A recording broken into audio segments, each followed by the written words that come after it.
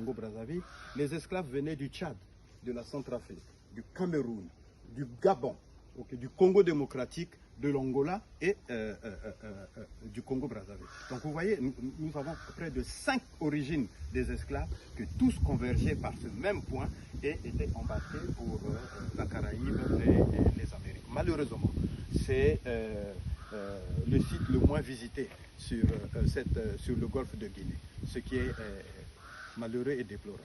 Vous parlez d'une érosion montale. Est-ce que vous vous êtes donné cette mission pour réparer cela?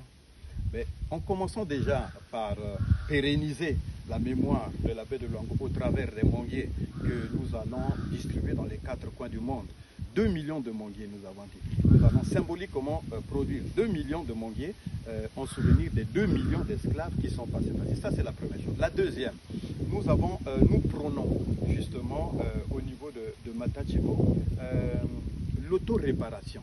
Parce que nous croyons que la priorité, ce n'est pas de demander aux autres de nous rendre des comptes, mais c'est d'abord l'auto-réparation. Nous entendons par l'auto-réparation, c'est l'Africain doit se regarder. Nous devons nous demander pardon et nous devons comprendre que, qu'on le veuille ou pas, d'une manière ou d'une autre, nous avons aussi participé à ce trafic hideux. Il revient d'abord, avant de demander les comptes aux autres, que nous fassions d'abord la paix avec nous-mêmes, avec nos frères, la diaspora, les afro-descendants qui sont dans la Caraïbe, au niveau des Amériques. Demander pardon aussi, accorder notre pardon à ceux-là de nos frères et sœurs qui se sont alliés aux esclavagistes au travers du courtage d'esclaves, parce que vous le savez très bien que les courtiers, les esclavagistes, eux, ils restaient au niveau des factories qui étaient là, juste à côté au niveau. Mais qui allait prendre nos frères dans la forêt? Qui les enchaînait? Qui les amenait ici en procession? Mais c'est encore nous-mêmes. Et donc nous avons en fait une conception qui est très bantou, parce que nous partons sur quelque chose de commun presque dans toutes les tribus chez nous. La malédiction du mort. Nous disons la malédiction du mort parce que chez les bantous, quand on te maudit à raison, si tu ne règles pas ce problème, toute ta vie de génération en génération, tu porteras cette chape de plomb de malédiction. Et nous nous sommes dit que quand on prenait les captifs, ils proféraient des malédictions à l'endroit de ces courtiers qui les prenaient. Mais ces malédictions n'ont jamais été effacées. Donc il nous reviendra d'accorder notre pardon à ces courtiers, mais de demander aussi pardon à ceux qui étaient partis. Ceux qui sont aussi là-bas doivent nous demander aussi, nous accorder le pardon. De sorte que nous nous réconcilions d'abord nous-mêmes, Africains, diaspora, afro-descendants et ceux qui sont restés, sans oublier les royaumes qui ont prospéré suite à ce trafic. Ces royaumes doivent demander pardon. Ces royaumes doivent reconnaître leur rôle qu'ils ont joué.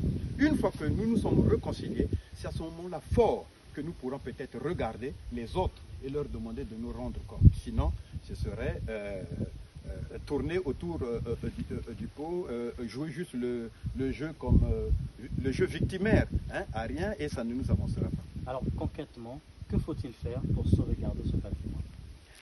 Tel que vous avez vu, c'est des investissements colossaux. Ça, c'est vraiment, il ne s'agit pas des phrases.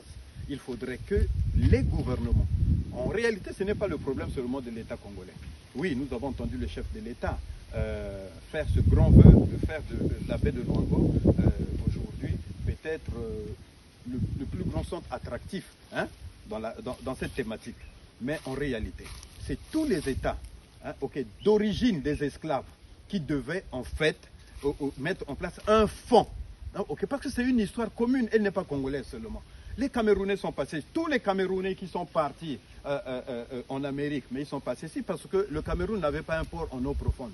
Donc tous les esclaves camerounais passaient par ici. Je veux bien que des grandes vedettes aujourd'hui se reconnaissent comme étant d'origine camerounaise, gabonaise ou centrafricaine. Revenons au fond, qu'est-ce qu'il faut faire avec le fond? Mais au fond, moi je propose qu'il y ait un fonds africain, mais plus précisément peut-être des pays d'origine des esclaves qui sont passés par la baie.